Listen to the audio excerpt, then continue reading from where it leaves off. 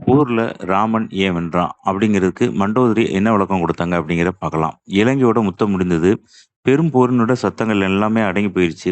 ராவணன் வீழ்ந்து விட்டான். இந்த நிலவுல பார்த்தீங்க அப்படின்னா, போர்க்களத்துல வெற்றிய பெற்றிருந்தாலும், ராமர் வந்து ரொம்ப அமைதியா தரைய நோக்கி பார்த்துட்டே இருந்தாரு. அவருடைய முகத்துல வந்து எந்த ஒரு பெருமை இல்ல, அகந்தை இல்ல. தர்மத்த வந்து காத்த ஒரே ஒரு அமைதி மட்டும் இருந்தது. அந்த நேரத்துல வந்து ராமருடைய அருகில ஒரு பெண்ணினோட நிழல் வந்து நின்டது. அந்த நிழல பார்த்த ராமர் வந்து பார்த்தீங்கன்னா, அவரோட திருப்பாதத்த நோக்கி வணங்க முயன்றபோது, அந்த நிழலுடைய அசைவினாலேயே யாரோ ஒருத்தவங்க வந்திருக்காங்கன்னு சொல்லி கால உடனே உள்ள இழுத்துக்கிட்டாரு. பின்னர் மெதுவா கேட்டாரு, "யார்ம்மா நீ?" அப்படின்னு கேட்டிருக்காரு. "நான் தான் ராவணனோட மனைவி மண்டோதரி" அப்படின்னு சொல்லியிருக்காங்க. மண்டோதரியோட மனநிலை வந்து மண்டோதரிய தொடர்ந்து பேசியிருக்காங்க. "என் கணவன் வந்து உலகத்துல யாரையும் வீழ்த்த முடியாது அப்படின்னு நான் நெனச்சேன். ஆனா அவனுடைய அறிவு, வலிமை, வீரத்துல அளவில்லாத ஒருத்தவன் மட்டும் தான் அவன வீழ்த்தி இருக்கிறான் அப்படின்னு சொல்லி நெனச்சேன். அது சாதாரண மனிதனுக்கு இல்லாத ஒரு குணம் ஏதோ இருக்கணும். அத பார்க்கணும் அப்படிங்கிறதுக்காக நான் வந்தேன்" அப்படின்னு சொல்லி சொல்லியிருப்பாங்க.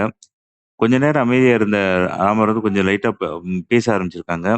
"சத்திரிய தர்மப்படி போர்ல வந்து ஒரு கணவனை இழந்த பெண்ண வந்து ஒரு என்ன வேணாலும் நீ பண்ணலாம். ஆனா நீ அப்படி செய்யல. ஏன் அப்படி செய்யல?" அப்படிங்கிறது எனக்கு ரொம்ப பெரிய ஆச்சரியமா இருந்தது. "அப்ப என்னோட நிழல் கூட உன் மேல படக்கூடாதுன்னு நீ நினைக்கும்போது, நீ உயரிய குணம் தான் இருக்கணும் உனக்கு." அப்படின்னு சொல்லியிருக்காங்க.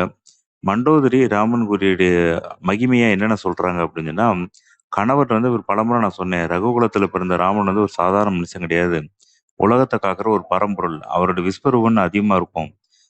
உன விட உலகத்துல ரொம்ப அதிக நாள் வந்து வாழக்கூடிய ஆள் அவர்தான். பாதாள லோகம், பாதங்கள் படாத இடம் கிடையாது. பிரம்மலோகத்துல அவனுடைய கழுத்து இருக்கும். சூரியன் தான் அவனுடைய கண்ணு, மேகம் தான் அவனுடைய கேசம். கண்கள் இமைப்பதே இரவும் பகலும்ங்கிற ஆகுது. இப்படி இருக்கிறப்ப அவன நீ கொல்றது முடியாது. வேதங்களுடைய அதிசாரமே அவன்தான்.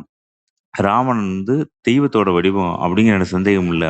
பகைமைய விட்டுட்டு சீதைய திருப்பி குடுத்துரு அப்படின்னு பலமுறை சொல்லியிருக்கேன். ஆனா அந்த வார்த்தைய அவன் கேட்கல. அதுக்கோட உண்மையான காரணம் அப்படின்னு சொல்லிட்டு மண்டோதரி சொல்றதுக்கான காரணம் சொல்றாங்க. "உன் வெற்றிக்கு வந்து உன்னோட வலிமை மட்டும் காரணம் இல்ல. என் கணவன்ட்ட வந்து பல குணங்கள் இருந்தது. ஆனா ஒரு முக்கியமான குணங்கள் அவன்ட்ட இல்ல. தர்மம், சுயக்கட்டுப்பாடு இந்த 2ம் அவன்ட்ட இல்ல. அதனால தான் நீ ஜெயிச்சிருக்க" அப்படின்னு சொல்லியிருக்காங்க. அத கேட்ட ராமன் பார்த்தீங்க அப்படின்னா, மண்டோதரிக்கு வந்து உண்மையான வார்த்தைகள கேட்டவுடனே விஸ்வரூப தரிசனம் குடுத்துருக்காரு. ராமர் வந்து இயல்பான நாராயண வடிவத்த வந்து தரிசனம் வந்து அவருக்கு குடுத்துருக்காங்க. மண்டோதரி வந்து ஒழுக்கத்துல ரொம்ப சிறந்த ஆளு. பாக்கியவதி அப்படின்னு சொல்லக்கூடிய பெண்கள்ல இவங்களும் ஒரு ஆளா இருக்காங்க. மெல்லிய இடையாள் அப்படிங்கிறது தான் மண்டோதரியோட பேரு. அப்படி இருக்கிறப்ப அனுமார் பார்த்தீங்க அப்படின்னா, மண்டோதரிய வந்து இலங்கையில வந்து மொத பார்த்தபோது அந்தப்புரத்துல பார்த்தவுடனே இவங்க தான் சீதை அப்படின்னு நெனச்சு கும்பிட போயிருக்காப்ல. ஏன்னா அந்த அளவுக்கு வந்து இருக்கிற பெண்கள்லயே ரொம்ப அமைதியாவும், ஒழுக்கமாவும், மரியாதையா இருந்தது ஒரு மகள் தான். இவங்க சீதையா இருந்திருக்கணும் அப்படின்னு சொல்லி இவங்க நெனச்சாங்க. அந்த அளவுக்கு வந்து மண்டோதரியுடைய அழகு, அறிவு எல்லாமே இருந்திருக்கு. அவருடைய அடுத்தவனுடைய மனைவியா இருந்தாலும், அவளுக்கு நாராயண தரிசனம் எப்படி கிடைச்சுச்சு அப்படின்னு பார்த்தா, இந்த ஒரு நல்ல ஒழுக்கத்தினால தான் அவங்களுக்கு கிடைச்சிருக்கு. அதேமாரி பார்த்தீங்கன்னா, விபீஷணர் பார்த்தீங்க அப்படின்னா, ஒரு நாள் வந்து ர விபீஷணன் வந்து யாரு அப்படின்னா, ராவணனோட தம்பி. அப்ப ராவணனோட தம்பி பார்த்தீங்க அப்படின்னு சொன்னா, ஒருத்தர் மௌன விரதம் இருந்திருக்காரு ஒரு அந்தணரு. அவருக்கு வந்து என்னன்னா, பழங்கள் எல்லாத்தையும் குடுத்துட்டு இருக்கிறாரு. ஆனா, இவர் அத இது பண்ணல.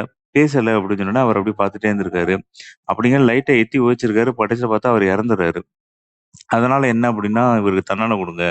அப்படின்னு சொல்லி குடுத்த உடனே ராமர் வந்து பார்த்துருக்காரு. ராமர் சொன்னாராம், "இவர் வந்து பணியாளர் தான். பணியாளர் செஞ்ச பொறுப்புக்கு வந்து நான் தான் பொறுப்பாகணும். எஜமான் நான் தான் பொறுப்பாகணும். ஏன்னா இவருக்கான தண்டனை எனக்கு குடுங்க நான் வாங்கிக்கிறேன்" அப்படின்னாராம். உடனே எல்லாரும் சொல்லியிருந்திருக்காங்க, விபீஷணன் வந்து கொலை செய்ற நோக்கத்தோட அவர் இது பண்ணல. அதனால பார்த்தீங்க அப்படின்னா, அவர் இறக்கல. அதனால ராமன் வந்து வென்றதற்கு காரணம் வந்து வலிமை கிடையாது. அறிவு அல்ல, அதிகாரம் அல்ல. தர்மம், கருணை, சுய கட்டுப்பாடு, உயர்ந்த குணம். இந்த ராமன வந்து மனிதர்களை வந்து அரசனாக மட்டுமல்ல, தர்மத்தின் சின்னமாவும் ஆக்கியது ராமன் தான். இது மாரி வந்து வரலாற்று சிறப்புமிக்க கதைகள்லாம் நம்ம சேனல்ல பார்க்கலாம். சேனல ஃபாலோ பண்ணிக்கங்க. சப்ஸ்கிரைப் பண்ணுங்க. நன்றி.